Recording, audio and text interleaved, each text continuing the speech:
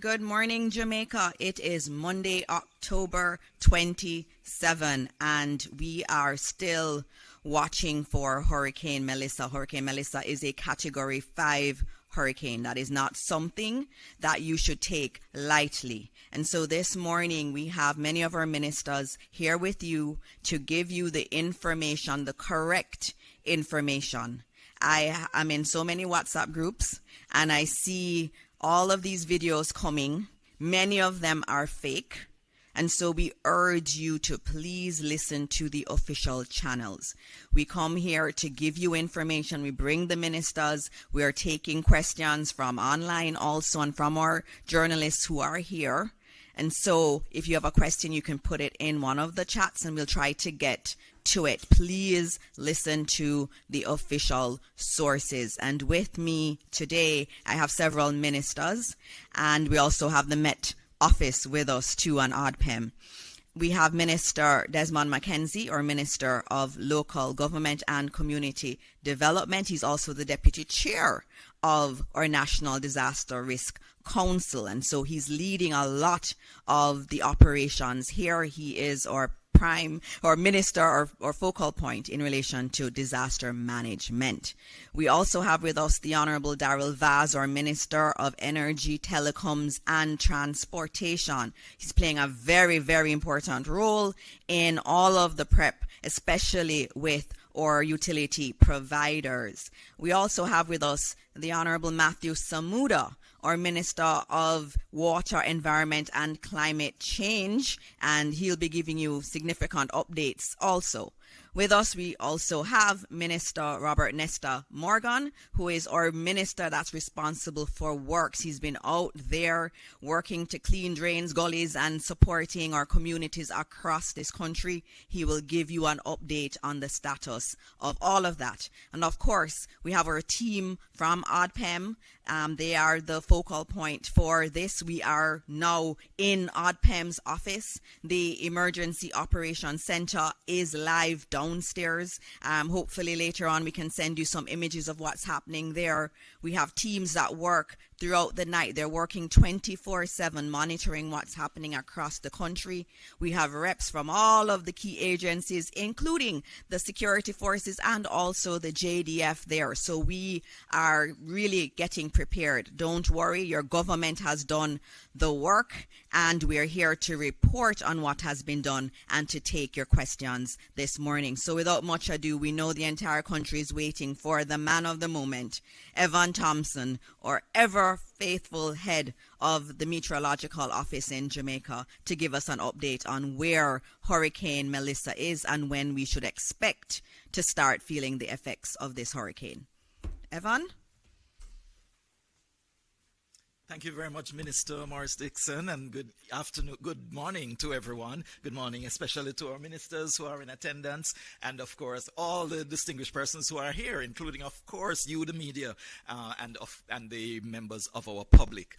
I want to say that this has been a long journey, but we are in for the run. We are about to be impacted even more by a hurricane that is a major hurricane moving over the waters of the Caribbean Sea. If you take a look at the image that is being projected, I believe that most of us are able to see this, but it shows that the center of the hurricane is now some distance, over 100 miles, to the south of Jamaica. It is south really of one of those points along the coast of St. Elizabeth. So it is really in that general direction, which would signify that it is closer to the western end of the island than to the eastern. You know, there's a common feeling that if it reaches there, that means the eastern part is free of all folly and will not experience anything that is related to this hurricane. But I would like to tell you that that is not really the case. And although the center has moved past your longitude, which is how far west it is, you will still see that the situation will deteriorate further right across the country, and all parishes are likely to be impacted. This is a Category 5 hurricane. There are no additional categories for hurricanes. We go from 1 to 5. Any stronger than that is still a category 5. And so it is at the strongest category that it could possibly be. This system, yes, it could gain additional strength, but it will still remain a category 5 hurricane. Now, it is just about at the point where the projected path of it will indicate that it will move closer to the island. Over the past many hours, it has been moving directly west, which means that the latitude has remained the same. It has not moved any further north or dropped to the south. It has stayed at the same latitude, continuing westward over the waters south of Jamaica. So we will show you the chart of how it's moving in a little while. But let me show you what our radar image is projecting as well. The radar, the Doppler radar in Jamaica, is showing that there are numerous showers associated with the system. The center, as I said, some distance to the south, but around that center, immediately around it, is a very tightly knit area of showers, thunderstorms, intense activity, also very, very, very strong winds. That is where the maximum winds of the hurricane are actually concentrated, in the eye wall, which is right around that eye. And it's a very distinct eye. It's a number of a couple of miles probably wide. And so it will actually show when it moves, if it moves over the island itself, a number of areas will experience the calm of the eye. But of course, that cannot be possible until you have gone through the eye wall. And again, after the eye passes by, you have another aspect of the eye wall to go through as well. But this system shows, this picture shows that the system is generating lots of showers right around it. There are bands of rainfall that extend some distance from that eye. And here we see many of those bands also extending across sections of Jamaica. Many of our parishes have already started to experience some of the activity from this hurricane. A number of parishes have experienced rainfall, mainly light to moderate, but in occasions it has been heavy rainfall. Also experiencing tropical storm force winds, mostly gusts, but in some areas those sustained tropical storm force winds will continue over some areas and will increase over the number of areas of the country as the system moves a little bit closer. Now, it is at the point where we are expecting that it will start to turn toward the north. This means that it will get closer and closer to Jamaica. That is the projected path. I have to keep saying that because it's often said that I said one thing and this is something else. But the truth is, this is a dynamic situation. It changes as the moments go by. And so the track changes are also possible. Earlier I was telling you that it would make landfall in Clarendon. Later I was saying it would have been in St. Elizabeth. It's not that anything was wrong with what was being said, but there are updates to the forecast based on information that is gathered and as the system moves closer. As you are closer to impact, the forecast gets more accurate. So when I tell you that we are being hit by a hurricane, you know that it is accurate. We are being hit by a hurricane. At this time, I can only say that it is likely that we will be hit by this hurricane. It is moving closer to us. There is just a small window of opportunity where it could continue to shift. The track could continue to be shifted toward the west, and then it could be moving over the waters to the west of Jamaica. Of course, all of us are hoping for that and praying for that. But at the same time, we have to be practical. Right now, the projected path takes it to the southwestern part of Jamaica, impacting either eastern Westmoreland or extreme western St. Elizabeth as it makes its entry, its landfall on Jamaica. Then it's expected to continue moving to the northeast. All at this time, it is expected to be a major hurricane. Right now, a category 5, it's quite likely that it will drop in terms of the strength of the system slightly to a category 4 before it makes the landfall. But still, let us prepare ourselves for a category 5 hurricane, if you can actually prepare for a category 5 hurricane. And then it will move over that southwestern part of the island, moving toward the northeast. We expect that the exit will be just about in the vicinity of St. Anne, along the coast of St. Anne, which means it is not going directly north, but somewhat east of north. So making its entry near the border of Westmoreland and St. Elizabeth, at this time that's a projection, and then moving across sections of Trelawney and St. James, in the interior of the island through the cockpit country probably, and then moving across along to the coast of St. Anne. So that's the projected path. During this time, it's likely that it will weaken a little bit more.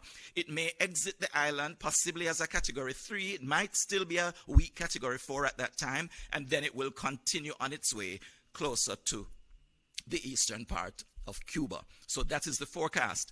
It is expected that that entry, that landfall, will take place early on Tuesday.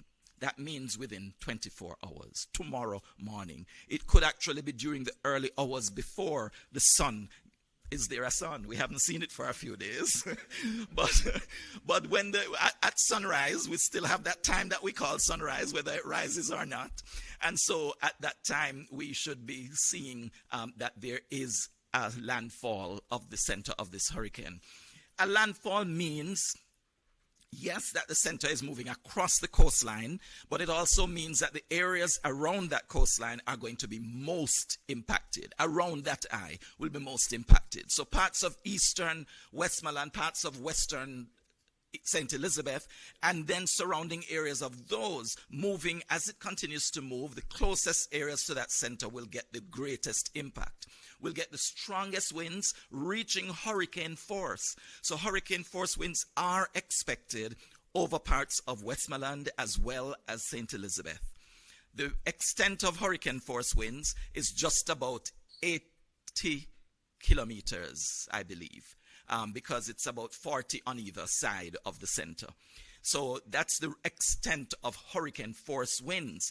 Depending on where that center is, you can measure whether your area is likely to experience it. But of course, there is some shift in exactly where that landfall will take place. Then the tropical storm force winds extend a much greater distance and should cover the entire island, or most of the island. To the east will be impacted by tropical storm force winds, even though the center is not moving across your area. So if you think that you live in Kingston, and you will not experience the eye, and so you are free from fear or worry or concern. I don't encourage fear or worry, but I do expect you to be concerned about what is taking place. If you think that you are free from that, think again, because the heavy rains will also affect you. The strong winds reaching tropical storm force could still continue to affect you as we go through the day on Tuesday. That's all the way through tomorrow. The exit of this system is likely to take place in the evening hours on Tuesday as well, so it's not expected to remain over the island until Wednesday, because there will be a slight increase in the wind speed, in the direction of in the speed of movement of the system. Right now it's still moving at only about 6 or 7 kilometers per hour, but it should pick up a little bit as it is moving across us, and so we expect only about 6 to 8 hours as it moves from the south coast to the north coast. The rainfall is what is being shown. The projected rainfall is what is being shown on this chart that you're seeing here. This is showing that you could have anywhere up to 30 inches of rainfall over much of the country. And that includes all central parishes, it includes eastern parishes, and to some extent, some sections of western parishes could see that. If you're in hilly terrain, you should also look out for even more rainfall, because in hilly terrain, the rainfall amounts are expected to be higher.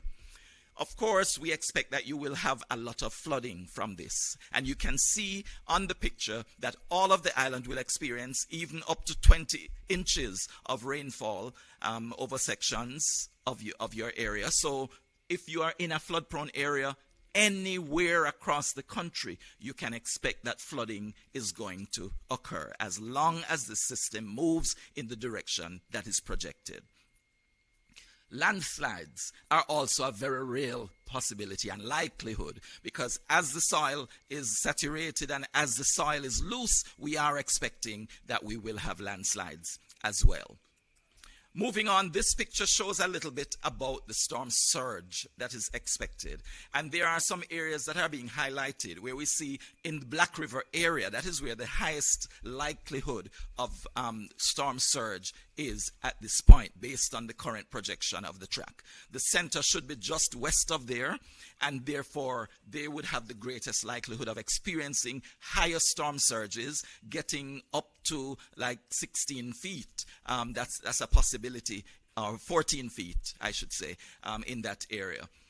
As you move along the coast, of course, there are some areas that might not be impacted significantly by storm surge, especially if you don't have a gradual slope onto the land, but you might have a cliff face. But if you're moving into the Portland Cottage area, Salt River area, because you're in that little inlet, you also have a strong likelihood of experiencing some storm surge. It would not be as high as experienced over in the west, but you should also look out for some surge occurring in those areas of Clarendon and going into the Old Harbor Bay area. That's a possibility.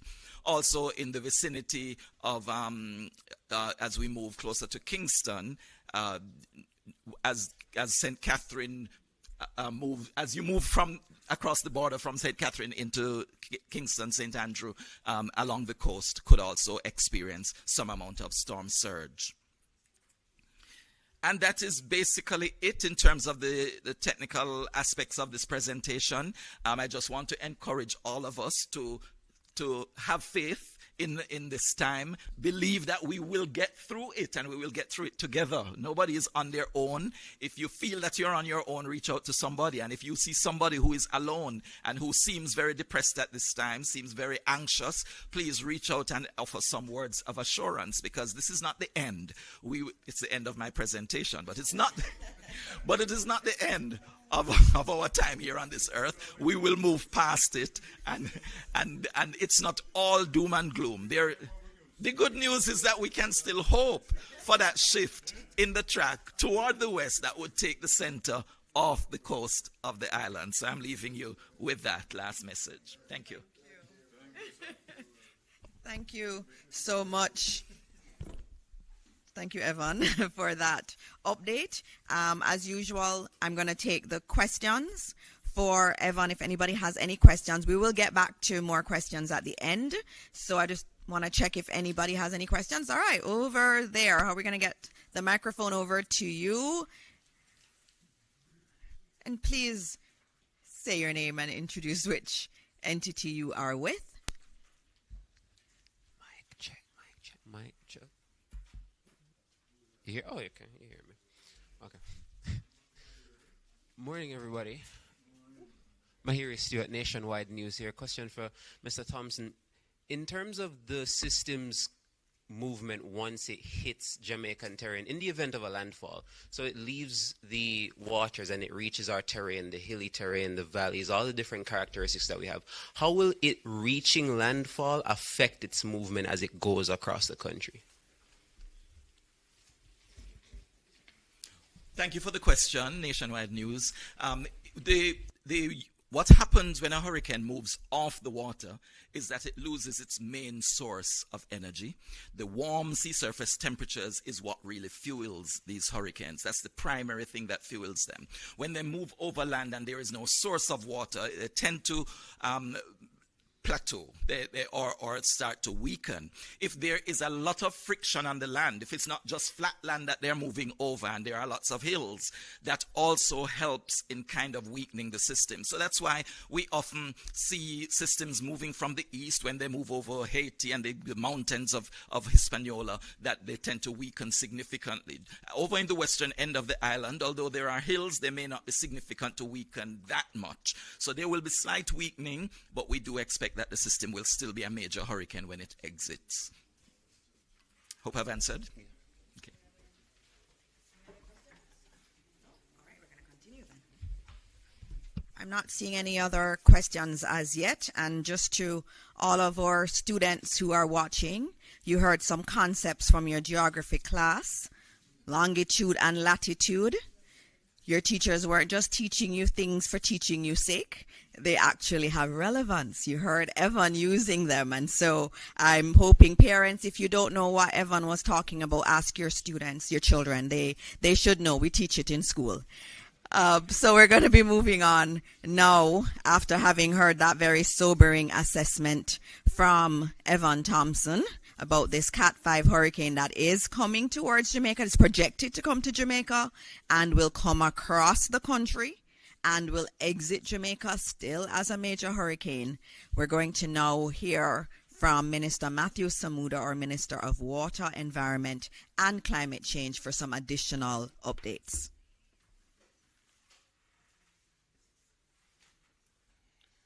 Thank you, Minister Dixon, colleague ministers, heads of agency, PS, members of the media, Jamaican listening and watching at home. 165 mile an hour winds, 17-foot storm surge, 30 inches of rain in some places is nothing to play with. I think everyone has been trying to bring it home to Jamaicans for the last few weeks. Well, it's almost 2 weeks now based on the slow pace of the storm, the seriousness of the storm, and the potential damage that it can cause. We've started every press conference where I've had the opportunity to speak by simply saying it is not time to panic, but time to prepare.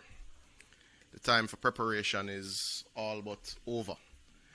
The time now is to listen to instructions, certainly if you're within any of the areas for evacuation, and to listen to reputable news sources, certainly the Met Service, JIS, OPM, Prime Minister's accounts, the Ministry accounts, because we're already seeing a lot of false news going around, areas that are said to be flooded, which are not flooded, which can hamper evacuations and can hamper people trying to get out of harm's way.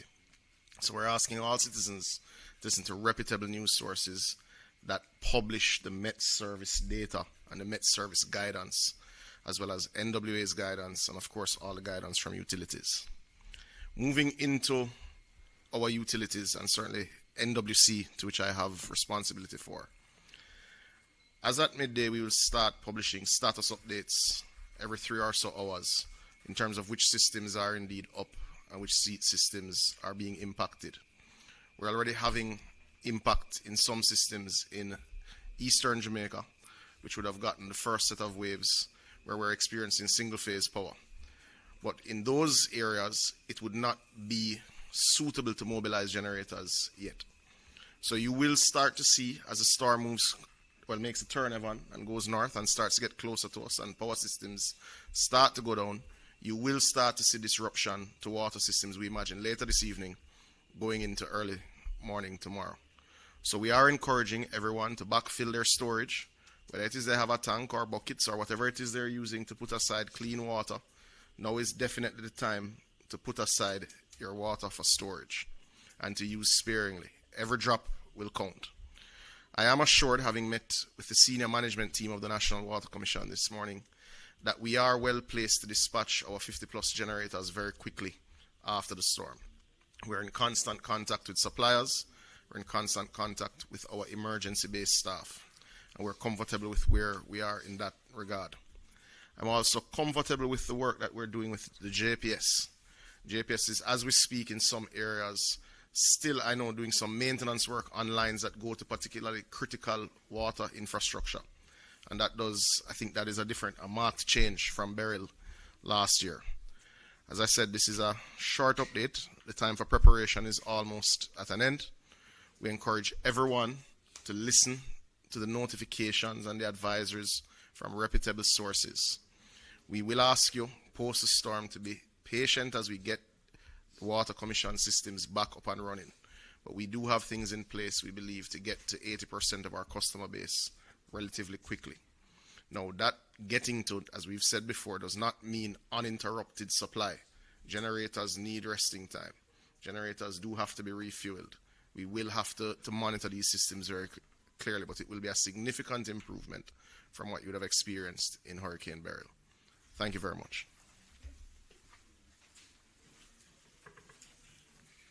Thank you, Minister Samuda. We're going to be going to Minister Morgan now, who will update you on the work that he's been doing with the NWA to prepare us for the storm. Minister Morgan. Thank you very much, Dr. Morris Dixon, and thanks to the team here at ODPEM, members of the media. I see JSIF. I also see Minister Mackenzie, Minister Vaz. The National Works Agency, through its Emergency Operations Center, has so far received 15 reports from across the island. These reports include fallen trees, rockfall, down power lines, and landslides. We have responded and removed the impediments and repaired, or reopened rather, all but one of the roads that have been blocked. And we're actively working to reopen the one that is currently blocked. which was impacted by fallen trees. And I think this one is in St. Anne's Bay near the roundabout. We continue to urge people to exercise extreme caution if they have to be outdoors at this time. Rock falls are an imminent threat. We have seen this along the Little Bay Main Road in St. Mary, and there are other places that are susceptible to this kind of situation, so we urge caution. We've done quite a bit of work across the island in terms of drain work mitigation, and several critical drains across the island have been impacted, have been targeted, and we will continue as long as it's safe to do so. So you would have seen even yesterday, we had a front-end loader in the Sandy Gully trying to continue to create a pathway for the water to move to the sea. On Thursday, we also started work on the channel to the sea in the Sandy Gully. And this section is critical. And I want to explain a little bit as to what we have done at the Sandy Gully. We were in the process of planning a massive rehabilitation of the gully, also a massive desilting program for early next year. But the hurricane did not acquiesce to our timing, and as such we had to move very quickly to the urgent work. The most important thing that we are trying to do is, one, protect the lives and property of the people who live adjacent to the gully past the bridge near Seaview Gardens, and two, the bridge that is on Spanish Town Road, which is a very critical bridge. It connects to the ports. As I said before, it connects to Jamaica's most important health facility, KPH, also Bustamante Children's Hospital if you're traveling from that side.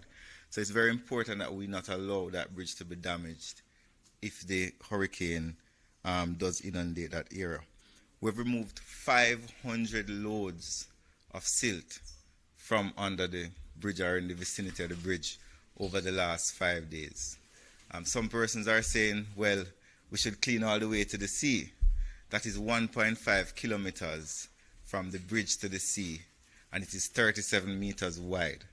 If that section that we cleaned was 500 truckloads of silt, think about how many trucks and excavators and backhoes and front-end loaders would be required to remove 1.5 kilometers of silt with a width of 37 meters, a couple thousand trucks.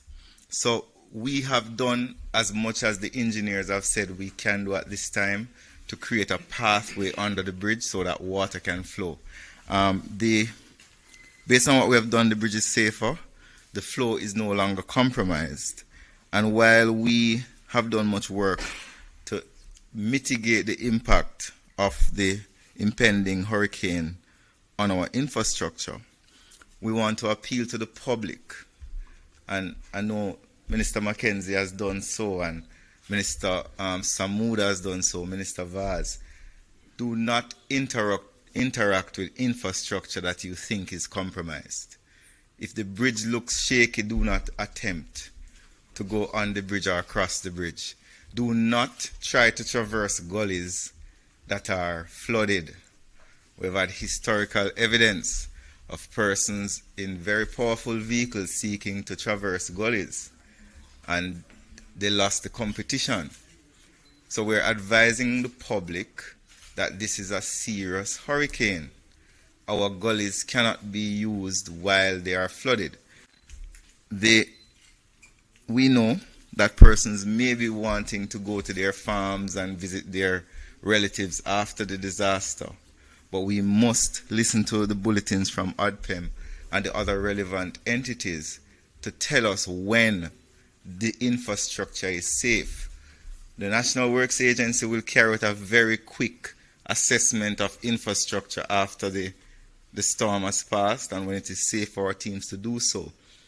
Because you see a power line falling does not mean that the lines are dead. And sometimes our teams have to wait on the utility companies to tell us that these lines do not have electricity in them before we can clear the road.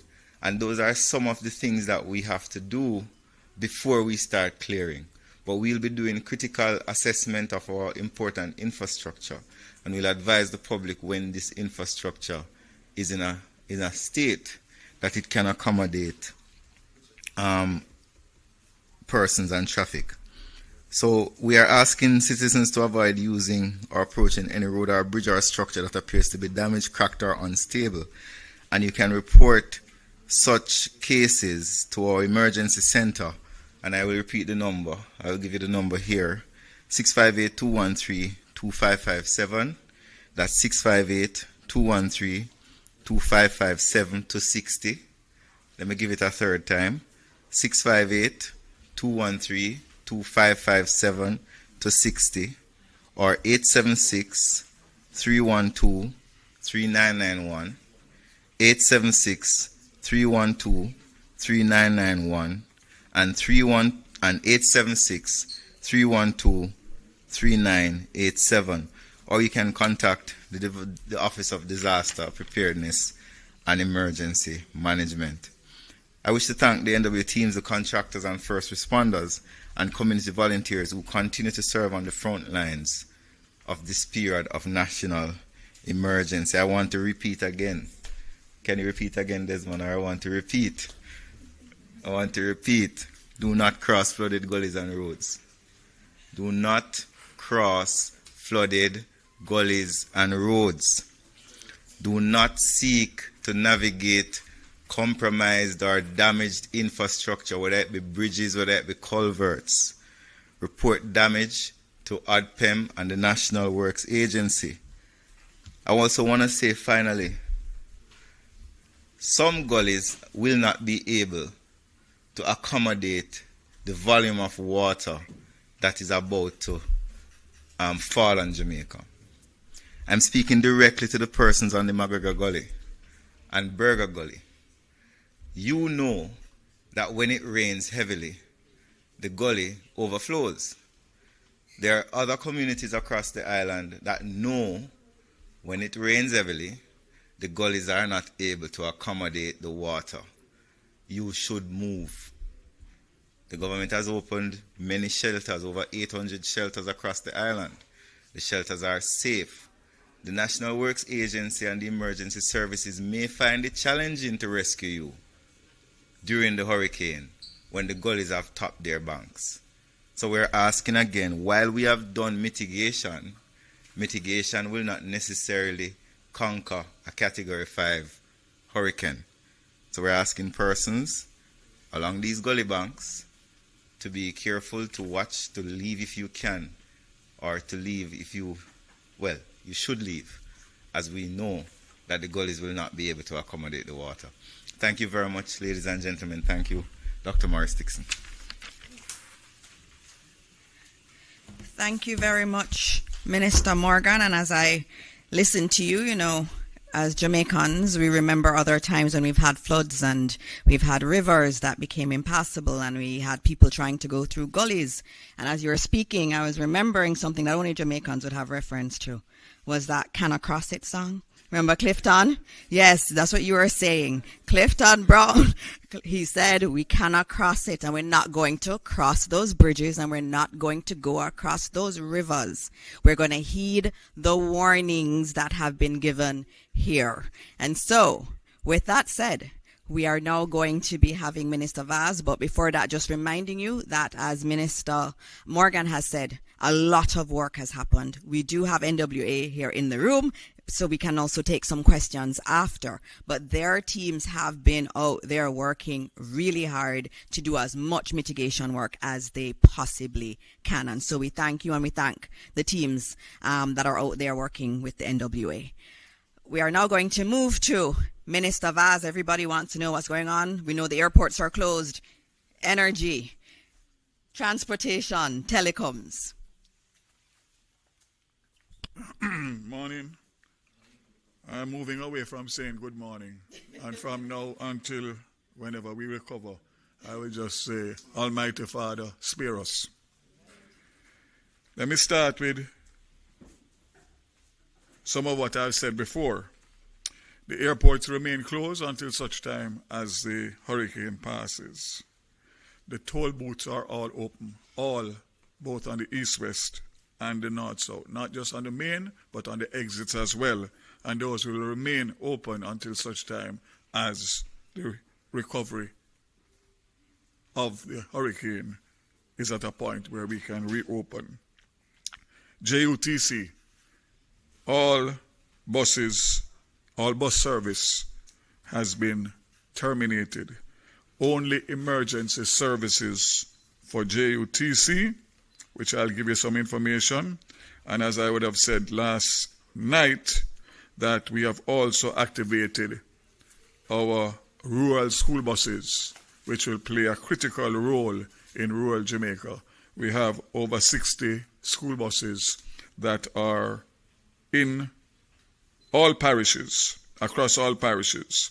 So those will be utilized, save and except for the fact that because of how they are designed and their weight, in muddy conditions, they will tend to sink. And that is obviously because of the safety standards put in for the safety of the children. But we'll have to find a way to utilize them as best as possible. Sorry. So, JUTC, as I said before, regular services are suspended until it is safe to operate. JUTC is in emergency response mode with teams on standby for evacuation at Rockfort, Spanish Town, Portmore, and all 5 rural school bus regions. JUTC has responded to several calls for evacuation since Saturday. Unfortunately, only 103 persons have been evacuated. And that includes up to today. The figures for today, including today as of 11 o'clock, is 148, sorry. So there has been an uptick, but way, way beyond what is required for a Category 5 hurricane. Only 1 person in Port Royal, 42 in Tower Street, Raytown, 50 in Rocky Point, Portland Cottage, and Parity and Sandy Bay, 55. I want to make an appeal again that take everyone at his word, regardless of where it enters and where it exits. There is going to be massive flooding as a result of the surf that is going to require persons to relocate from their existing locations. So again, I can only add to the call, but advise you to listen to the government and listen, or should I say, if you don't want to listen to the government, listen to Evan.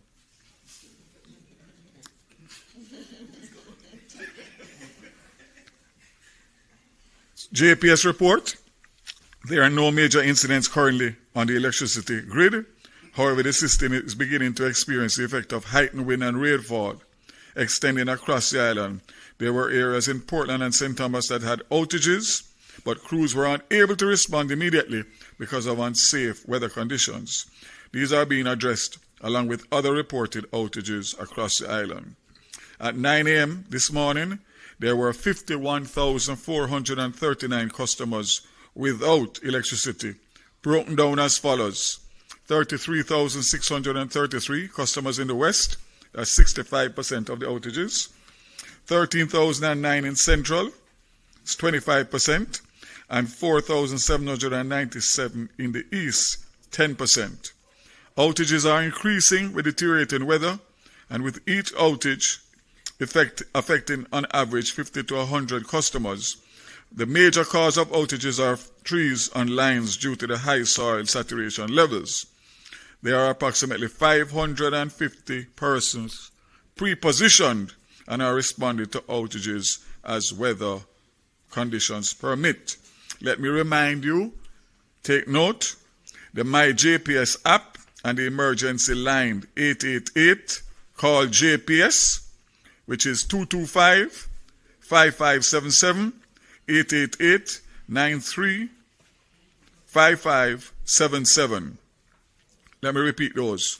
225-5557, 888-935-577. Also, My JPS online on all social media platforms. The JPS mobile app can be downloaded from the Apple Store or the Google Play. I recommend that everybody does that so that you can at least report and get a reference number in order to send. So let me say once again that we continue to monitor. I must tell you that I've gotten several calls around the corporate area of power outages, and we have not had any level of rain or wind. So I did have some terse words this morning with the JPS, because I told them that if that is what is going to be the norm in terms of 12 hours to respond, it's not going to happen. It's unacceptable. So keep faith, keep strong, and know that you have a government that is going to be there for you, with you, but you need to be smart. If you are smart, we can work together. If you are not, unfortunately, you will pay the consequences. This hurricane is real. Thank you very much.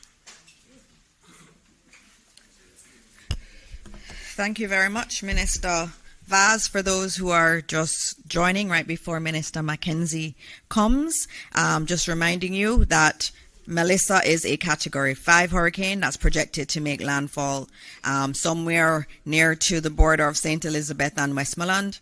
Airports remain closed. A lot of drain cleaning work has been done and mitigation work has been done.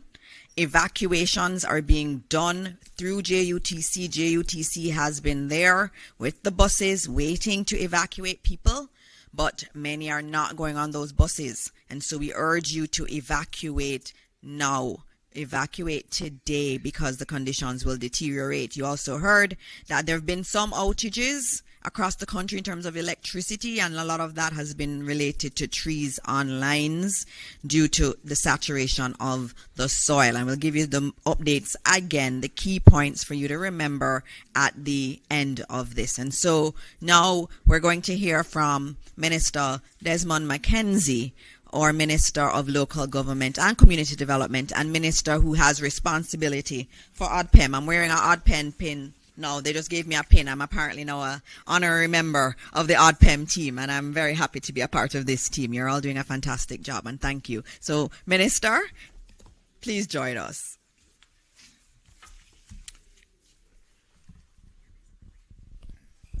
Thank you, Minister.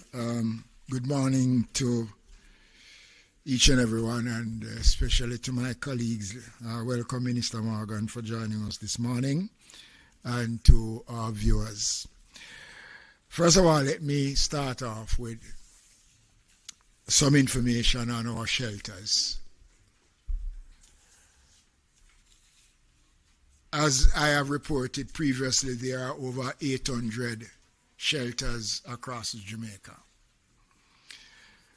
Of the 800 shelters that are open, only 76 of the 800 shelters are seeing any activities at all. The number of persons so far, the up-to-date information that I have in my possession, which was presented to me based on the networking that we have been doing, represents 972 persons in shelters. There are 4 parishes that have no one in the shelters. Clarendon has the highest number of persons so far, 311. Followed by St. Thomas with 227, and Kingston and St. Andrew with 179. I am hoping that the next update that is presented will show a much greater picture, because I'm concerned that in the parishes where this system is heading, the numbers are small. St. Elizabeth, our number is 27. In St. James, 24. In Westmoreland, 32. And the numbers are very low. I am expecting that by later this afternoon, we will see increase numbers of persons going to the shelters. We are anticipating, based on our projections and the work that we have been doing, that close to 50,000 persons will be relocated, either moving to safe grounds or in the shelters. But we are expecting that over 50,000 Jamaicans and more will be moving. It is important, ladies and gentlemen, that I again emphasize the importance of the mischief that is being made, the false and malicious information being circulated about the use of shelters. Someone sent me a message which says that there's a fee being charged for the use of shelters. Nonsense.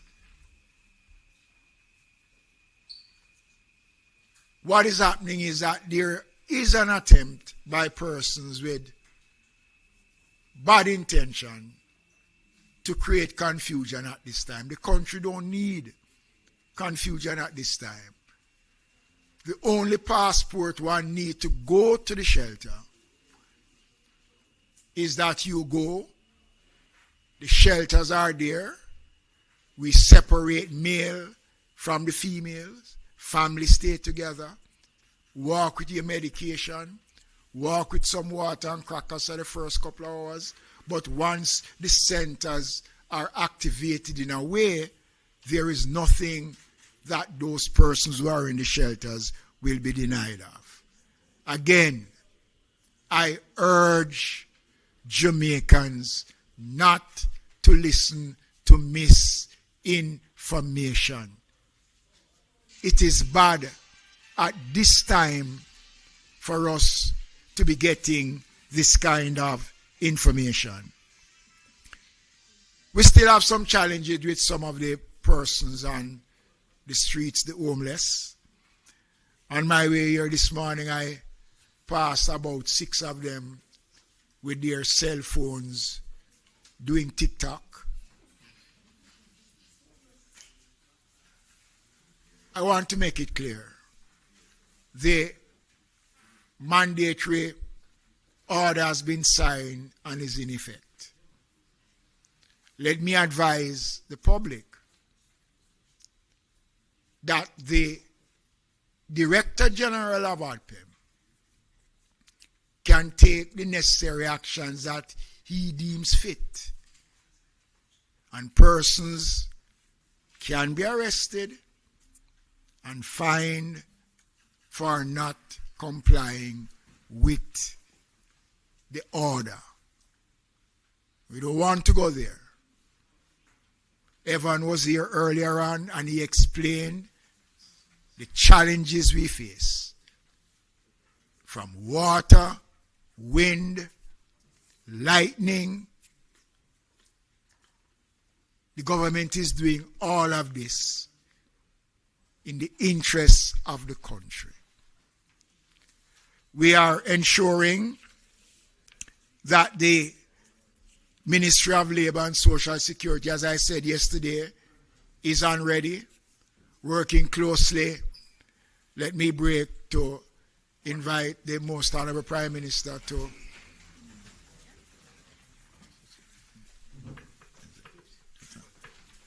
the Ministry of Labor and Social Security, along with the Office of Disaster Preparedness and Emergency Management and the other agencies, are fully activated.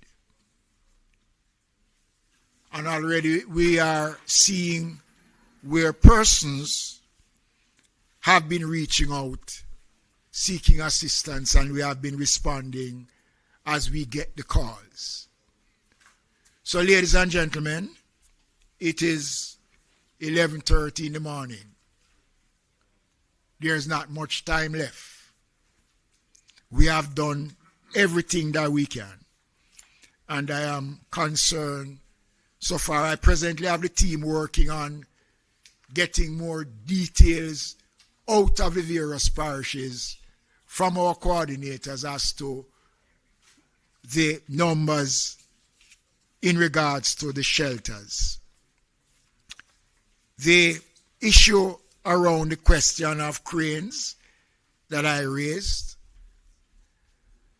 the city engineer for the KSMAC have been engaging contractors, and I understand that there is a method that is used in the industry that would allow the cranes to remain. I'm not a technical person, but what I do know is that I noticed at least 2 of the ones that I spoke about was taken down, and I want to commend them for that. But Jamaica, we are in the final stage of Melissa's coming. We can only do so much. At the conclusion of this press briefing, I'm going to take a walk or a ride on the streets of the corporate area to see what is happening and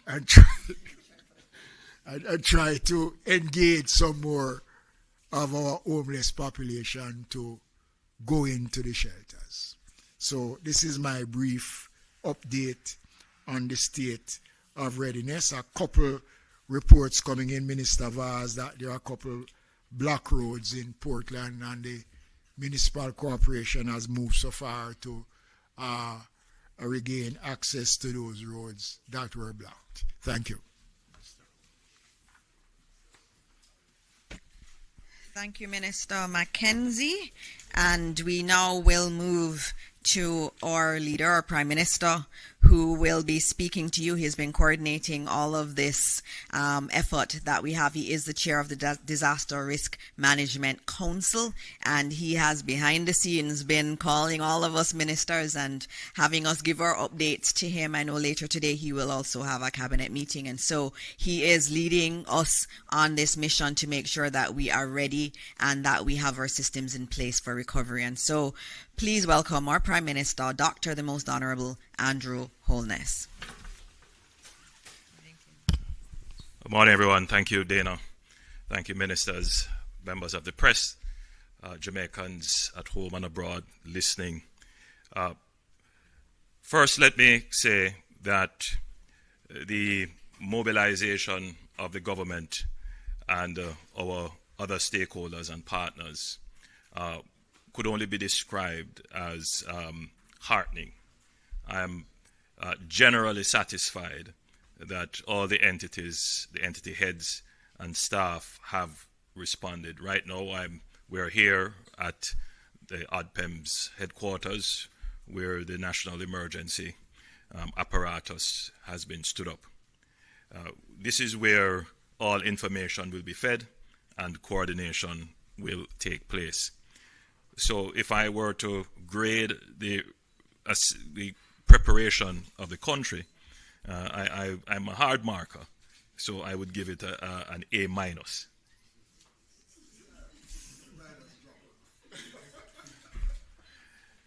However, there are still some areas of concern which we have to be frank about.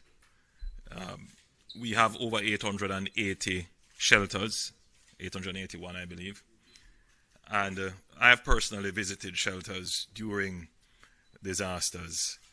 It is not always a satisfying experience, but they do serve a critical purpose, particularly for those persons who have no alternative. I do believe greater effort would have to be made to ensure the comfort of those persons who have to use the shelters. And I am monitoring reports that persons have turned up to shelters and shelters are not, they may be activated, but for example, they can't find the person who should open the shelter with the key. They're there, they know it should happen, but they're just not on spot when people come. It may be corrected 20 minutes after, 30 minutes after, but the discomfort of not being immediately accessible would have already made it into the public domain. And so, Minister, I think we have to strengthen this part of our preparedness of getting the shelter managers to not wait until someone is coming. Once we activate the shelter, it should be open and ready for persons to come in, even if no one comes. And so that is something we need to refine. I think we have addressed the issue of food and other preparations being in place. We have moved them in proximity. We don't always put them in the shelter beforehand because all kinds of things can happen. And when people actually arrive at the shelter, they don't have the supplies. So the supplies are pre-positioned and can move very quickly. This leads me then to say to the public, the government is not telling you that everything is perfect. There's no plan that is perfect except the plan of God. And man is fallible, so errors will be made. But that is not an excuse. In a time of disaster, we must take a zero-fail approach to the systems that we are building. So in as much as I'm talking to the public, I'm also talking to the heads of the institutions that are gathered here. Make greater effort to ensure that there is zero fail in our operations.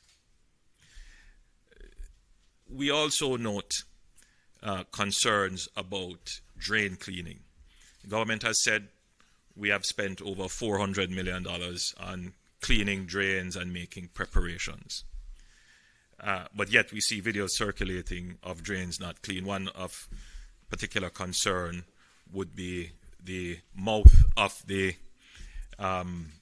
Sandy Park, the Sandy Gully, forgive me, the Sandy Gully drain, where there is a clear buildup of sediment right at the mouth. That is where the drain meets the sea.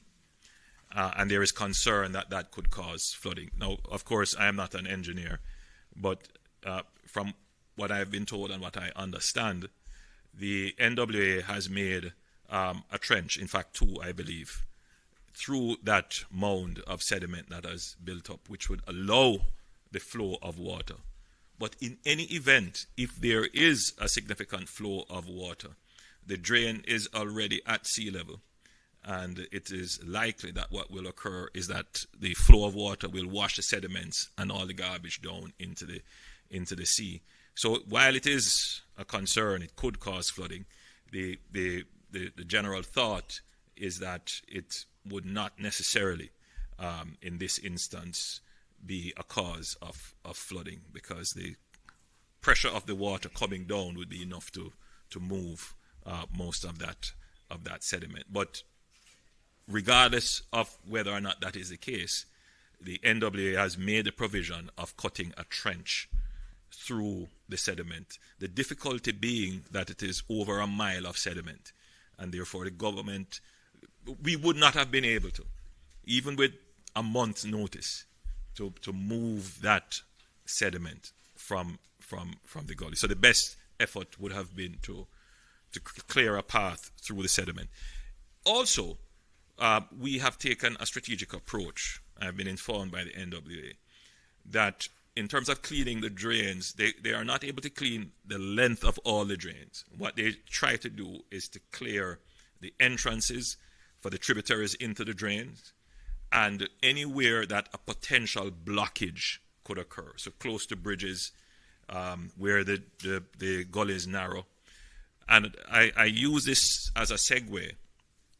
Yesterday, I received a call from the NSWMA explaining to me, I thought I saw Audley Gordon here, that they're receiving increased calls for garbage collection. And of course, they were trying to influence my mind to make greater allocations to the NSWMA over the NWA.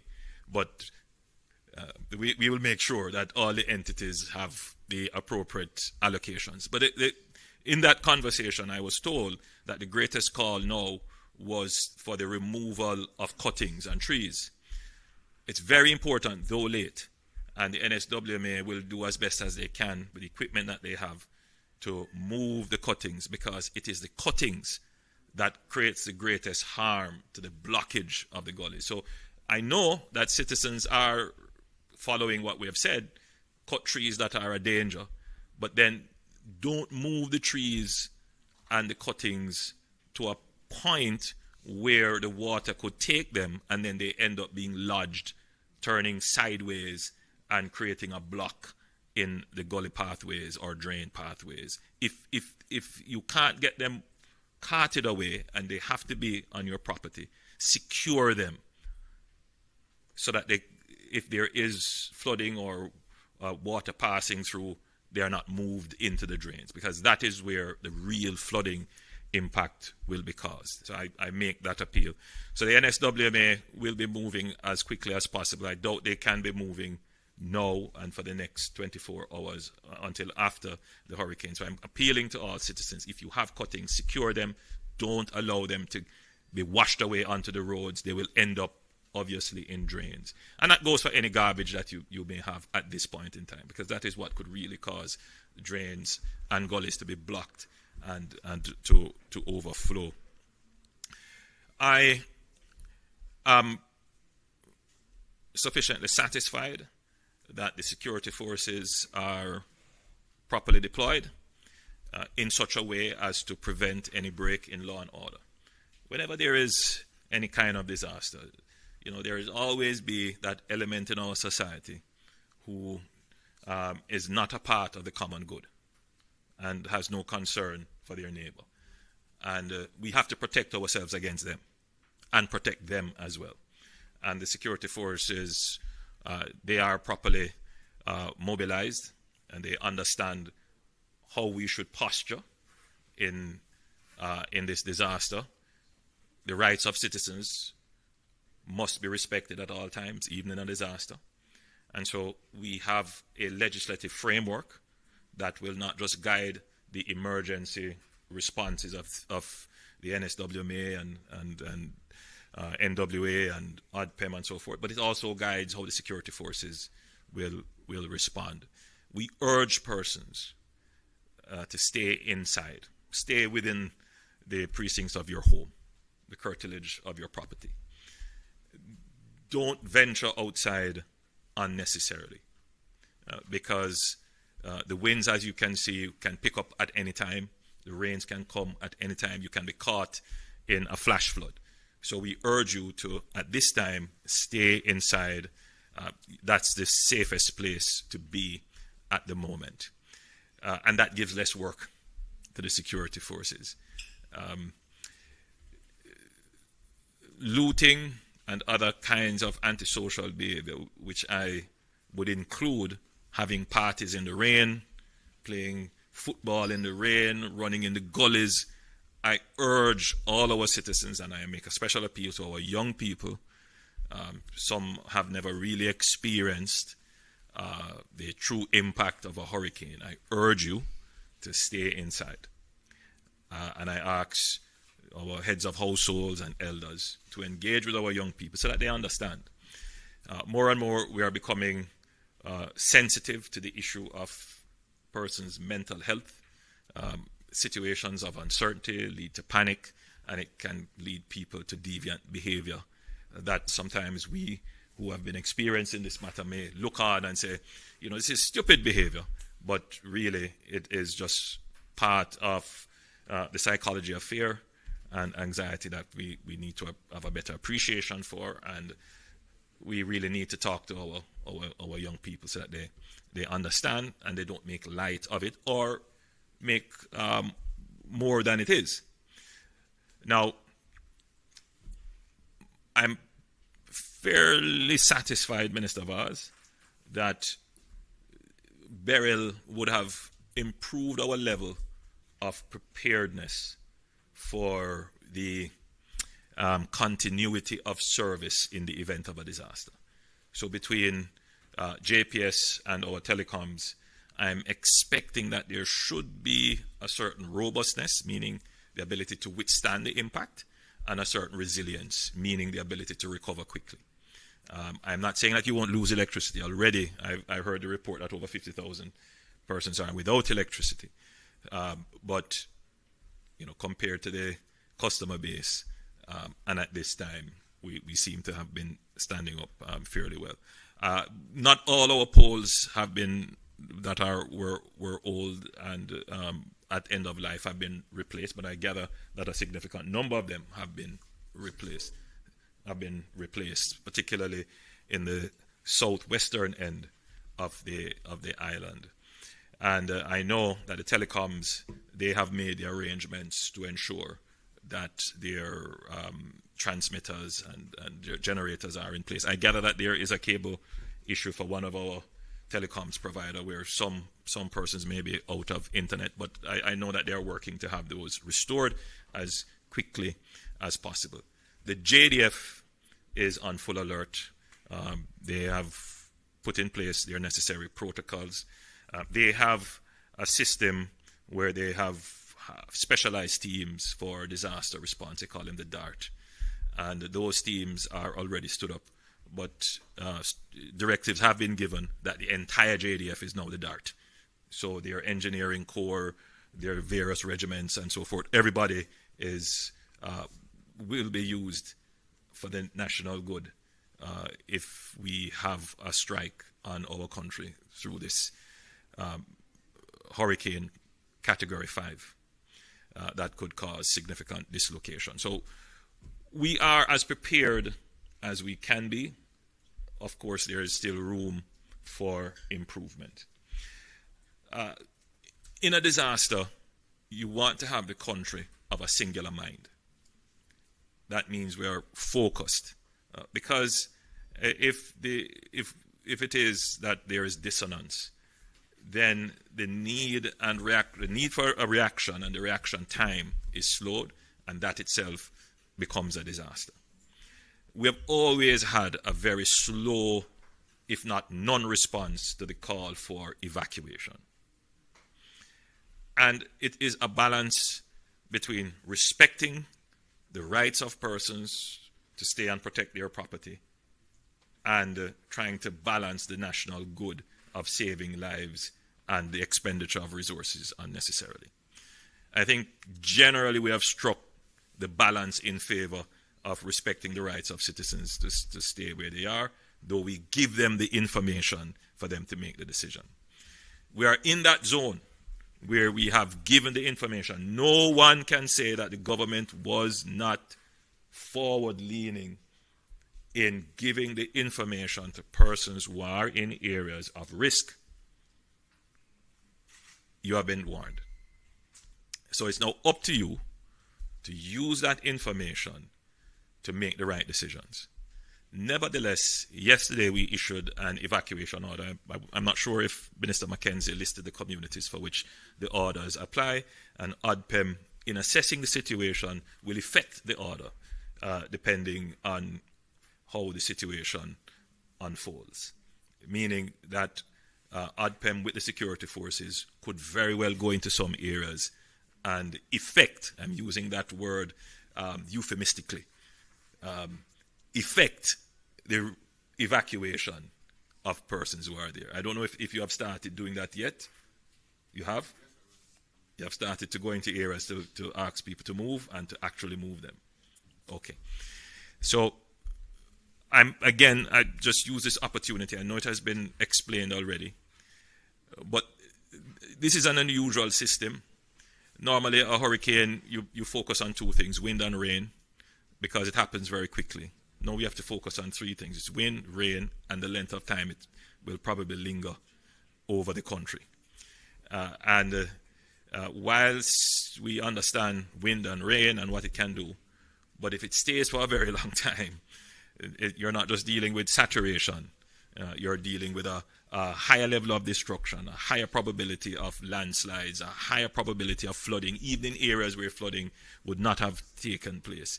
So we have to bear that in mind and be prepared. Very quickly, as we move to thinking about recovery, a part of this preparation exercise is to ensure that we can immediately go into the relief phase, which is to ensure that we can get food and other provisions and medicine particularly to persons who, especially persons who are low-income earners, who would have stocked up from Thursday or even Wednesday, they would have gotten maybe a 5-day or a 6-day supply. By the time of the impact, they would have been running out of supply. So ADPEM, the Ministry of Labour and Social Security, they must be on the ready that immediately after the passage of the event, the communities that would be in need, which we would have already known and identified, that provisions, humanitarian relief is up and ready for those persons and communities. In terms of the impact on the GDP, last burial had an impact on 2 quarters of GDP performance. It did drag down our growth, and this event would have already started to do so. Every day that business activity is closed, the destruction of property, especially public infrastructure, the closing of our airports, the closing down of our hotels, all of that will have an impact on our economy. And we have to therefore be very cautious about how we spend. There are those who would be saying, spend now, spend now. You have to be so careful about how you spend. And so we, in the government, we have developed a multi-layered disaster response system in terms of our fiscal management, and that involves first and foremost the funding of the Disaster Management Fund, which is funded, and that's where we're doing our first drawdown from now to do all of this mobilization. And then we have a contingency. So in addition to provisioning the fund, in the budget we actually have a line item, a contingency, and that's about $5.3 billion that we can pull on. Of course, it doesn't mean that the money is there, it's just that we've budgeted. We have to wait for the tax flows or pull from other areas, but it is budgeted. And so we will be able to do the emergency responses based upon that threshold that we estimate what a disaster could need to be funded in the immediate time after the hurricane. Outside of that, we have various insurance provisions that are triggered by the threshold of impact, and then we have credit facilities that we have arranged. So we should be able to mount a response, but that is all dependent on the level of the catastrophe. All right? So if it's a burial type catastrophe, or maybe even a little bit more than burial, we should be able to manage. If it's bigger than that, then we'll have to recraft. But what we have done so far is the first expenditure. We have spent it on ensuring that the infrastructure can withstand the impact. So that's mitigation, cleaning the drains, the gullies, and so forth. The second expenditure would be on ensuring that the MPs and other entities that have a kind of direct relationship with communities and people, that they are provisioned. So we have given them the first provision, and that is to deal with any emergencies might happen. You know, somebody runs out of prescription and they can't get the prescription right away. Somebody runs out of food and they come and say, we don't have any food, or a community is at risk and you needed to get some sandbags. Just quick emergency responses. So we have provided that. After the disaster, there will be other provisions to come. But it's all very well structured. And from the burial experience, you would know that that was the way in which we approached the disaster. So all in all, I think Jamaicans can rest assured that everything that needs to be done for the provision and preparation of a response to the disaster is done. We are already now thinking about the second phase, which is the relief phase, and then we will move into the recovery, and then we will move into rebuilding, depending on the extent of the damage. As I close, and I'm looking at where the hurricane is positioned south of Jamaica, moving westward, given the circumstances, the best outcome would be that it continues to move westward. The models are seeming to converge that it will make a northward turn. So I have gotten so many calls, and I have been on my knees in prayer.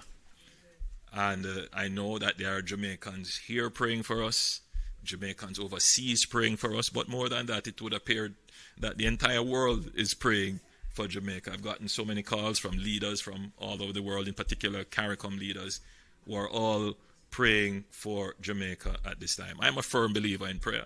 I believe, in our national anthem, which calls on the Almighty to guard us with his mighty hand.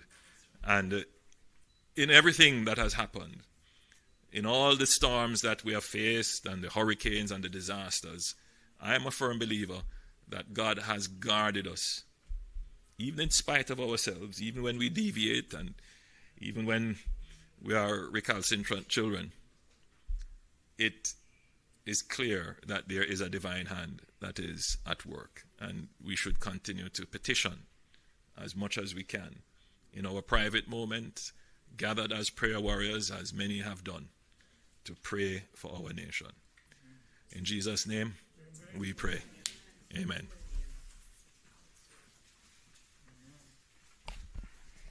Thank you very much, PM, for those words. I am going to pass it on to the media while we contemplate our prayers to God at this time for Jamaica.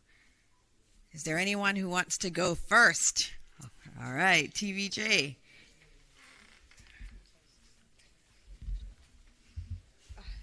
I have a lot of luggage in my lap. Good morning, everyone. Good morning. My first question is for PM/ODPEM. There was a talk of the mandatory evacuation for the 7 communities in Clarendon, St. Catherine, and St. Catherine, as well as St. Andrew and the other, about 4 parishes and 7 communities. I wanted to find out, because PM had a banter with ODPEM head about the security forces possibly moving in with persons under the mandatory evacuation order. Just trying to find out, is it that persons were, for want of a better word, forcibly removed? Because he spoke about balancing rights. And how many such persons complied following the evacuation order? All right, thank you. And we just needed to remind our colleagues, all Jamaicans, of where the areas are: Port Royal, Kingston, Portland Cottage, Clarendon, Rocky Point, Clarendon, Old Harbour Bay, St. Catherine, Taylorland, Bull Bay, St. Andrew, New Haven, St. Andrew, and Riverton City, St. Andrew. Those were the areas under the evacuation order. Minister? Just to say that when the evacuation is being undertaken, the bus is accompanied by all elements of the security forces. So they go with the JDF, they go with the police, they go with fire, and they go with ODPEM officials. So that is the purpose of it. We are still talking with communities, but we have to allow communities to understand that, it is not just the way that they want to. But I'm hoping that we will not really physically move anybody. We will continue to persuade Jamaicans, and I know they will eventually in the long run. Okay. And just to be clear, as I said, that we are now in the zone of respecting the rights of the people, but providing them with information. But walk with me for a moment. Let's not bring this into the universe. But if there were a catastrophic event and persons were there in the path of the catastrophe, and we were still able to go, because it's a big if we were still able to go, then the country, the government, and myself, I couldn't sit by and see my citizens in danger, and I am able to go and save them, even if they don't want to be moved, and I don't do it. But I couldn't do it unless it is within the law. And that is why we make the evacuation orders, so that if that scenario were to materialize, within the law I am acting. And so the compulsory evacuation orders have been put to ensure that there is a legal framework for the government to act. And that's why we put in place, we make sure that under the Disaster Risk Management Act, we put in place the declaration of a threat to Jamaica, so that we are able to then do the necessary actions. And then, should the hurricane hit, we would move from a threat to actually declaring a disaster area. So at all times, there is no break in the legal framework under which the government is operating. My understanding is that buses and the police and the military were mobilized into communities. I've seen some of the videos with the police over their loudspeakers encouraging persons. So that's what we've been doing, encouraging them. But I'm not certain if we have done any compulsory evacuation. I don't think so. I don't think so. But the provision is there. Okay. May I, Minister? Yes. Okay. And this is for Minister Mackenzie. You spoke about the shelters being activated yesterday. One of my colleagues in St. Elizabeth visited the Treasure Beach area earlier today. There was no one at Pedro Plains Primary, and the Flagaman Community Center, I was told, was in poor condition. Some of the windows were out and persons had to seek shelter at a neighbor's shop. So wanted to find out what was the issue with shelter in the Treasure Beach area and if there are any other issues across the island. Okay, there are some shelters which will be relocated based on its present location. And there are a number of shelters in St. Elizabeth that would fall in that category, where because of the intent of the system and where the system will land, those shelters would not be relevant at this point in time. We will check on that one that you mentioned. My understanding that Pedro has gone to Newell, so those shelters are not in operation. So I want to make the point that those parishes that the system will focus on mainly in terms of where it lands. We have since last night been recalculating, and we have removed a lot of those shelters that were slated to be used. Okay, so we've been doing that, right? We use some of the shelters. What I'm now seeing, based on information that has just come to my attention, is that some persons now, because of this late hour, they are now going and creating their own shelters in schools, and that was never a part of the original thing. So what we're trying to do is to manage that, and I think we'll be able to get on top of that. So we'll get an updated list and make the shift to Newell? Right, yes. That is? We will be doing that once I get that complete list. I will update and thing. And the shelter managers, working with the members of parliament and the councillors and the mayors down in that area, has been very, very active working on that area. Good morning. Thank you, Minister. Just one point. Yesterday, we had a shelter in, I believe it was Central Kingston. It was very close to the waterfront. And given the storm surge numbers that we had to move those individuals further inland. And so they were moved to a shelter that was more inland. And so it's quite a dynamic situation with the shelters. So depending on the data, that's why we have the Met Office here all the time. And another good thing is Jamaica has its own Doppler radar. So we can see where the squalls are coming. We can see where the storms are. We know we have a lot of information. And so as we get the information, we actually make those changes. So Newell is actually a shelter.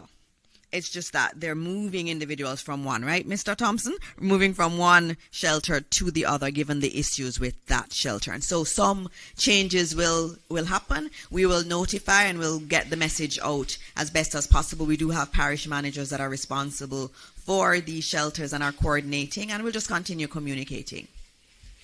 Right. I know there's another question right here. Okay. Right here. Yes. Good morning, everyone, ministers and team. My name is Twyla Whelan, and I am with the Jamaica Information Service. I wanted to ask about the plan of action for special groups, persons with disabilities, expectant mothers, the elderly, especially those who are alone, if there's a specific emergency response for those groups. Sure. Thank you for that question. the Office of Disaster Preparedness and the municipal corporations would have in their record, based on assessment that was done by the youth summer employment workers during the summer, to identify communities where the elderly persons who are physically challenged lives. So there is a team that is coordinating those efforts, and in most of the communities that is known. Okay? And then there is the center here where persons can call if they are having difficulty, and we will be able to respond.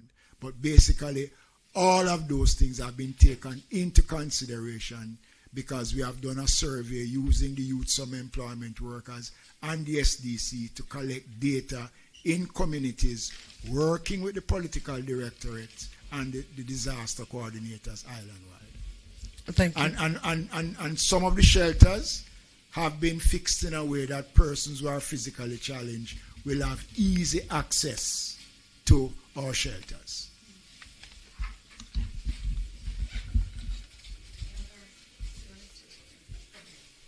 All right, you can go ahead. Yes. Good afternoon again, everyone. Mahiri Stewart, Nationwide News. My first question is to Minister Mackenzie. Minister, you told me last night that extra relief efforts were made in those southern parishes that are expected to experience the landfall first. Could you just tell me how successful those efforts were and what they consisted of? Well, one of the first things that we did is to reposition items that was sent elsewhere once we took that decision. The engagement with the teams on the ground, including the political directorate, the mayors, the councillors, the members of parliament, working with the various entities, the church organization, we looked at it, and they are presently working. I know, especially in St. Elizabeth, a lot of work has been done to relocate individuals, and then we have to work with the transport authority to reroute transport. Got a call from the mayor in Port Maria about a situation where a shelter is situated close to the river threatening. We have just made arrangements to relocate the shelter. The persons here have coordinated that. So we are working, and it is work in progress as long as the window allows us to work. But we have done all that is necessary, repositioning the items and provide the requisite transportation to get the individuals to where they are to be. And on the back of that one, in terms of our teams, and especially in St. Elizabeth, Minister Vaz, I know you want to give an update in terms of JUTC. JUTC has been deployed. They were in particular areas last night when we saw where the track for the hurricane had shifted. There were some changes made, and Minister Vaz, you were very instrumental in getting JUTC there. I don't know if you want to give an update now. Just to say that since we started the press conference, we have gone from 148 evacuations to 301. What have been reported by the JUTC is that the residents are saying that they don't want to leave until late afternoon. So I'm making an appeal. Late afternoon this evening will put you at risk, and it will put the drivers at risk. You need to move, and move now. By this evening we should be feeling the effects, and it is too late. So we have seen a vast increase in the last hour and a half, from 148 to 301 in different areas. But there are still people with buses ready to move that are saying that they don't want to leave until late afternoon. Late afternoon is too late. I know we have a culture of last minute, but there's no last minute in a hurricane. You need to leave, and you need to leave now. Thank you. All right. Who has the microphone? You do. Okay. So Mahiri, you can continue with your questions. So, second question is for the Prime Minister. Prime Minister, there seems to be, I guess it's safe to describe them as a select few on the outside looking in that's questioning Jamaica's ability to prepare for something as unprecedented as a Category 5 hurricane. But given our geographic location, given our storied history with hurricane prep, how would you gauge the country's ability to not only prepare for something as unprecedented as this, but to prepare for disasters in general, given where we are? Mahir, I'm going to answer your question shortly, but as this is such a dynamic situation, I neglected to mention that since the onset of this threat, we have received calls of support from our partners. I don't want to list everyone, but I think I should say the UN, the British, the United States, French, the EU, CDMA, which is our local operations. And in fact, all the CARICOM countries have reached out to pledge support in one way, shape, or form. And I want to thank all of them, thank all our partners for being so willing to support our recovery effort and to support our preparation efforts as well. I raise it because in the burial in the burial challenge that we had, it was clear that our coordination and mobilization in this respect was not as efficient as it should have been, which is what prompted me to do a review of our operations. And I believe we are benefiting from that review now. Major General Anderson, now Ambassador Anderson, championed that, and I've been in touch with him recently in terms of just going over what were some of the weak areas in the review. And I believe we have now worked out how to have that fully coordinated, particularly Ministry of Foreign Affairs, ODPEM, Customs, and all the other entities that would be involved in managing the international philanthropic and donor experience. So I think we'll be in a far better shape to ensure that there is greater efficiency and less bureaucracy. The Jamaican bureaucracy is legend now in frustrating even our own best efforts. And it is our doing, and we have to undo it. But more of that from another time. Now, there is no infrastructure in the region that can withstand a Category 5. There is going to be damage if there is a Category 5. I believe it was Cancun that had a major hit in the last hurricane in Mexico. And we've seen what it did to Puerto Rico and other islands. And those weren't Category 5s. So a Category 5 hurricane will definitely damage roofs. It will definitely compromise infrastructure, even concrete infrastructure. It will scour roads. It will destroy agriculture and vegetation. No doubt it will impact our ports and our airports. There's no question about that. However, if you didn't take precautions to clear the drains, if you didn't take precautions to move people to safety, then the damage is compounded. And that is why we emphasize preparation, because the preparation lessens the damage and it makes the recovery that much easier.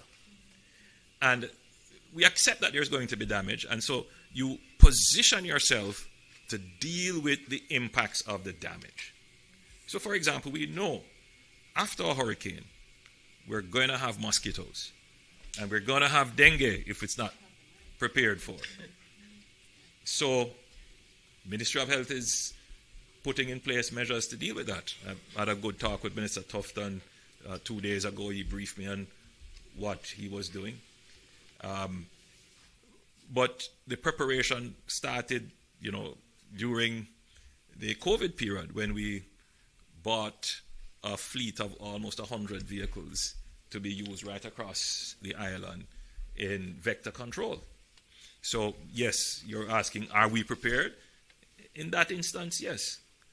In terms of our roads, let's look at it from this perspective.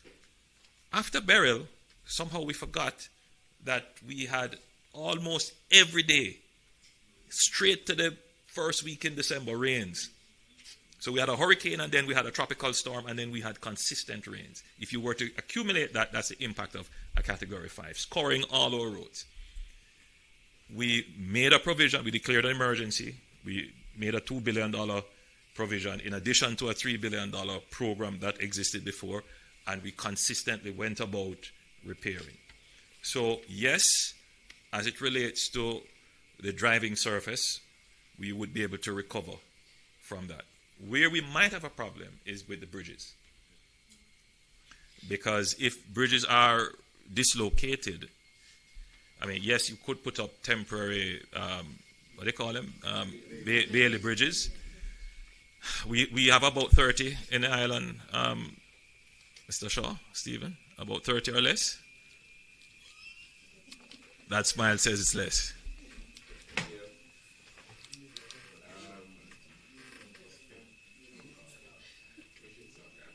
Yeah, that smile tells me that my initial thought is that yes, we would have a problem with the bridges. We wouldn't have enough to be able to deal with the dislocation of major. And even so, the Bailey bridges would only be able to be used according to a certain span, and so it all depends on what the damage is. So yes, if a Category 5 impacted our bridges, we would have a challenge. Thankfully, however, we already have a program in place which is going through the process to replace, how many is it? To replace 55 bridges. So if any of those 55 that is we project to replace were damaged, then we would have to accelerate the process to do that. In terms of telecommunications and the electricity grid of a Category 5, thankfully we have pre-positioned linesmen. I know that JPS has the necessary stock, so we should be able to start rebuilding the network if it got hit at a Category 5 level. Telecommunications, I suspect our providers have made provisions and have tried to harden their infrastructure to withstand Category 5. In terms of trade, meaning the distributive trade, the ability to supply food, and if ports are unable to receive shipments, I'm told that we have supplies that would carry us for at least 12 weeks or more. And we have been told by Petrojam, Minister Vaz left, that they do have approximately 10 days of supplies after of refined products that could carry us after the hurricane has hit. So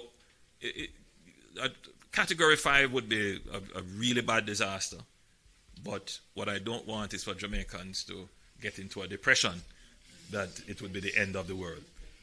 What I want you to always be is positive in your outlook, and that even if the worst comes, we will be able to recover.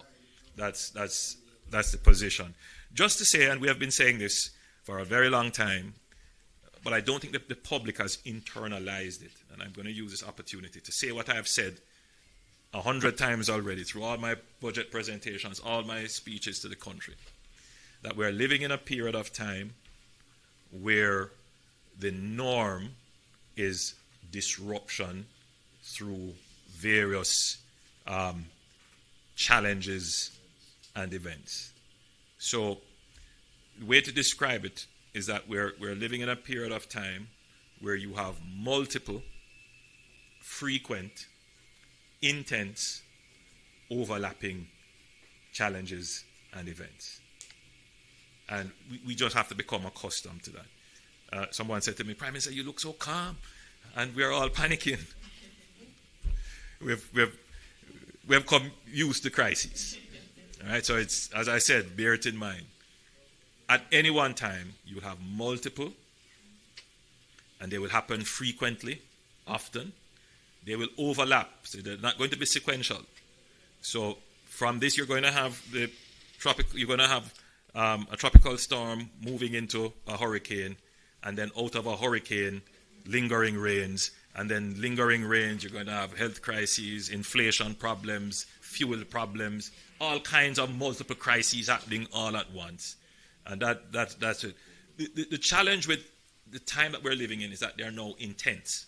So it's not that we didn't have hurricanes before, they're now intense. You're seeing a hurricane that would have formed in the Eastern Caribbean and made its way very quickly to a Category 5 and then hit Jamaica. That was Beryl. Unusual, but very intense. Now you see a hurricane forming and sitting right below Jamaica, threatening for almost a week. And we have never seen that. Just sitting there, gathering strength, threatening to unleash it on us. Again, it's intense. And that's what we face. All right? Now, in a situation where you have these multiple crises that are intense, that are overlapping, you have to be able to manage the public narrative, discourse, and information around it in a democratic way, in a democracy. In a democracy, everyone's opinion counts. So even someone who is speaking utter nonsense, their opinion counts. And in today's world, not only does it count, it can be published and broadcast. And it can impact other people's perspective. So managing crises becomes even more difficult. So there's, so for example, we would have seen someone posting, and we've seen even television stations, radio stations posting, oh, we've seen this gully here, and they said it was clean, and it wasn't clean, and the buildup of debris at the end of the gully is going to cause flooding. Again, it's a concern. It is a legitimate concern, but balance that against the totality of the information. I mean, could the government clean it right away? And with the resources that we have, should we dedicate it to clean that, or should we dedicate it to clean our own Spanish Town Bridge and open up the tributaries? In other words, so you present one side of the story, someone takes it and says, see, government's not doing anything. You know what? I'm not going to listen to what the government says. I'm going to stay right here. And that's the part of the challenge you face in managing crises, which is why we stand here and go through every day, give you the information, because we have to counter some of what is being published, which does not make sense. And we rely on our media, our journalists, to capture the information accurately and relate accurately. This is not a defense against incompetence in government, because I'm the first to tell you that it's not perfect and there are issues in the government. But we must seek to put information in context. Right? We have to put the information in context. Otherwise, information without context can just create chaos and challenges. So again, yes, to answer your question, Mahiri, a category 5, a category 4, even a category 3 is a challenge. Will we be able to recover? Yes. There is no infrastructure now that is foolproof for a category 5 within this region. I think globally, any category 5 will cause damage. Can we recover? Preparation improves your chances of recovery. So what we're doing now, including the informationalization of the population, giving the population enough information to make decisions that are aligned to the national good, that helps the recovery. And the question now would be the speed of recovery. That's a challenge.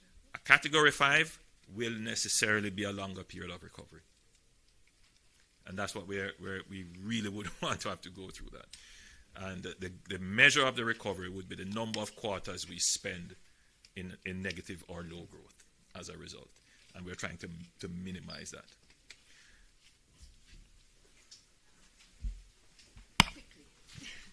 All right, I have some from online, from other your colleagues online. So I'll go to TVJ for another question from TVJ. Very quickly, Minister, can you state so far how much the government has spent on hurricane preparations? That's one. And I know it's early yet, but based on the forecast from the Met Office, is it a possibility that Jamaica's catastrophic bond will be triggered in this instance? All right. So in terms of the number, terms of how much we've spent so far, won't be able to give you that right now.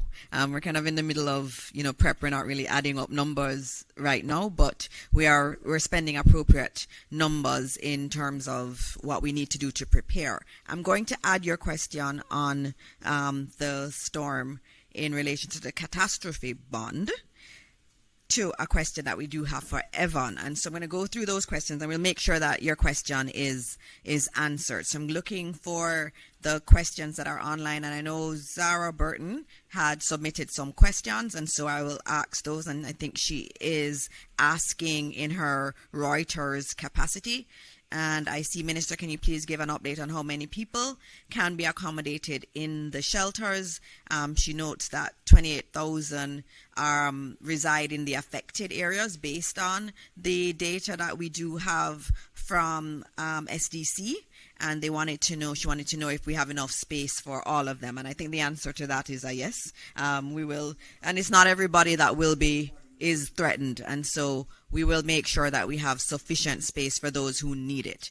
There was another question that she had about Port Royal. She spoke to a resident in Port Royal about evacuation, who said that the buses had indeed come, and that they did not like their experience at the shelters in the past. You would have heard earlier today that the minister has said that there will be food at the shelters and that there will be security at the shelter. So there's no need for anyone to worry about that. Food has been pre-positioned. We will have food available at the shelters. And I believe there was another one in relation to Portland Cottage. So Evan, if you can keep this in mind, her question was about a storm surge in Portland Cottage. She wants to know if that is correct. I also have another question, which is in relation to if it keeps going west, what does that mean for us, and should we expect it to keep going west? So Evan, I'm going to ask you to answer those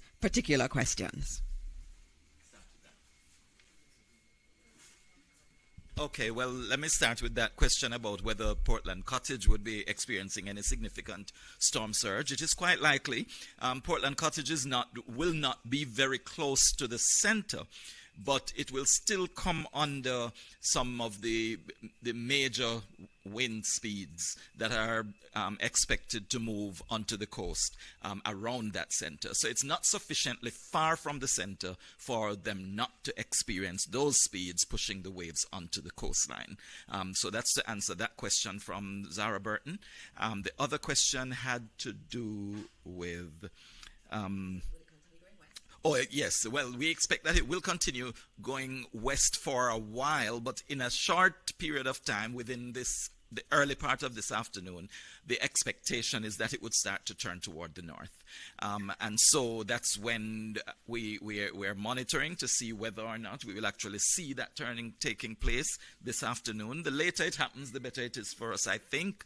But we are continuing to monitor to see how quickly that turn will actually happen across us. The wind, the strength of yes, when it makes landfall, we are expecting that this hurricane will be a Category 4 hurricane on the coastline. They are projecting wind speeds roughly 140. Is it? No, it's over 200.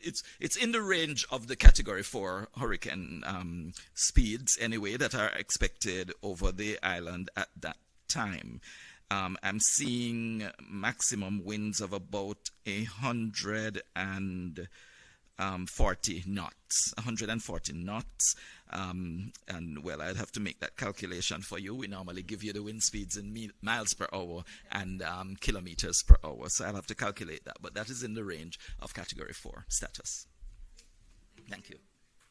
And I believe there was a question re the bonds, and as always, remember that they're triggered by particular events. And so we have one on the CRIF that is triggered by how strong the hurricane is when it makes landfall.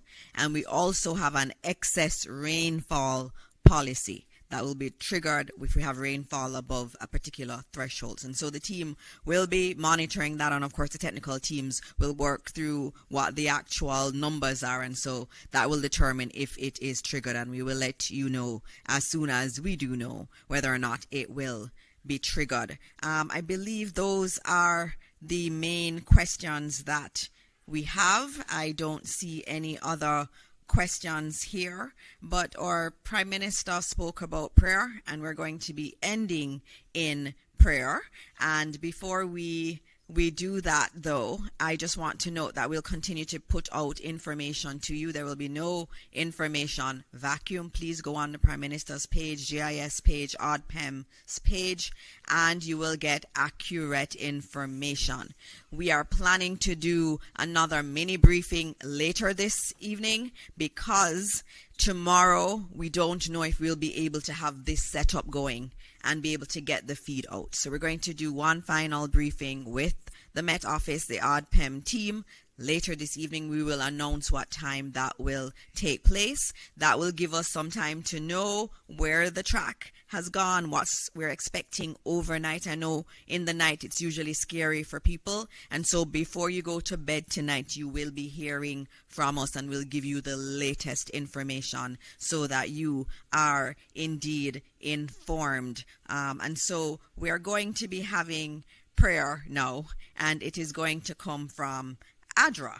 And yesterday I was saying that I didn't have anyone here who was praying, and I had someone who was here who was saying, oh, I could have prayed, I'm a pastor. And so he's with the Adventist Relief Agency, and they're here providing a lot of support to us. And so we are going to have a prayer to close out this press briefing, a prayer for Jamaica. And so please, everybody, listen to the warnings, listen to all of the information here, and as always, join with your family, join with your friends, and let us all pray for Jamaica.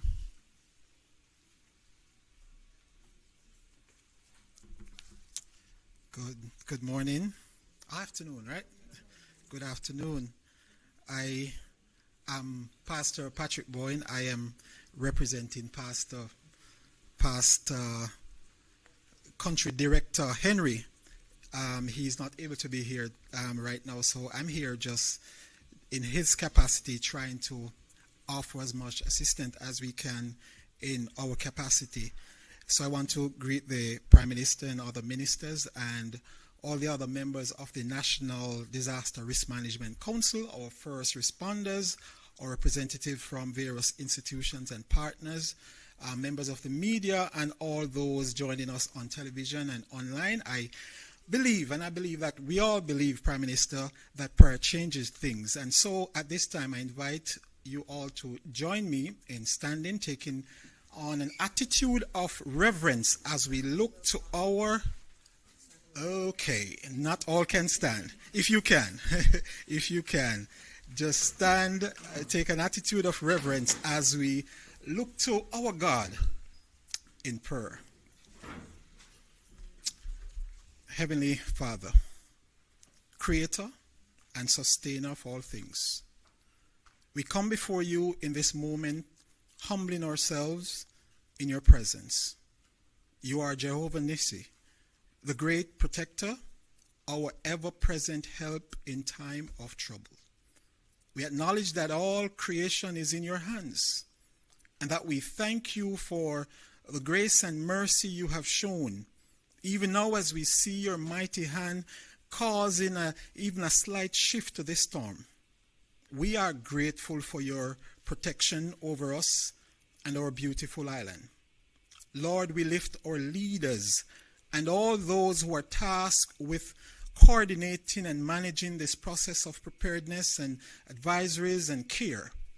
We ask that you grant them wisdom to seek you first, because the fear of the Lord is the beginning of wisdom.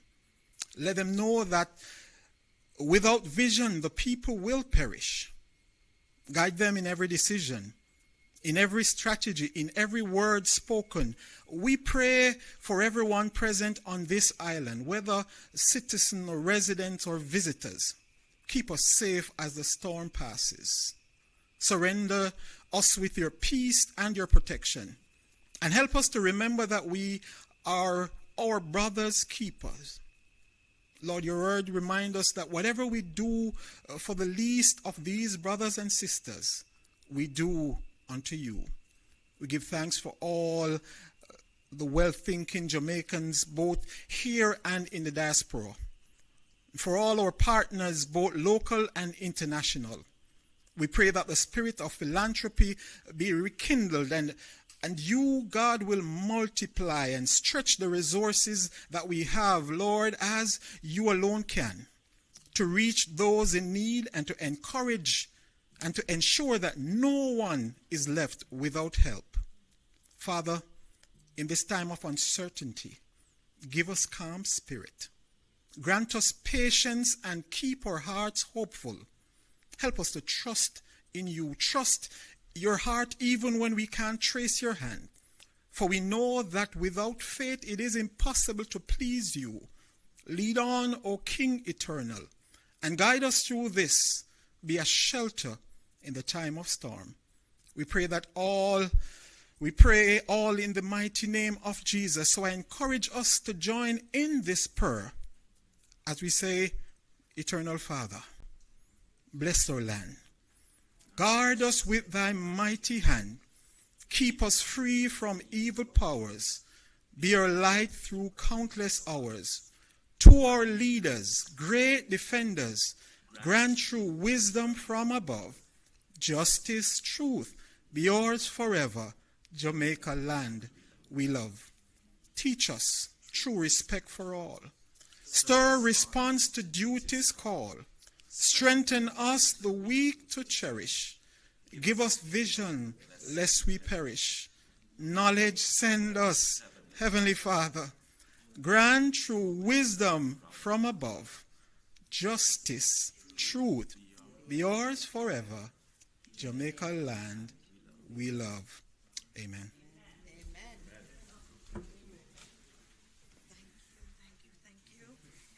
Thank you so much. I mean, it was just at the last minute, Pastor Patrick Bowen from the Adventist Disaster Relief Agency. Thank you so much for that prayer. And so we are going to be closing out this press briefing. PM, you said you were calm.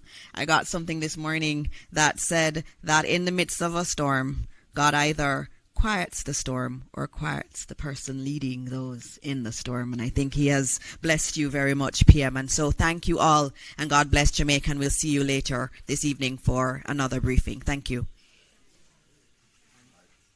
We're working on that. 7 o'clock-ish.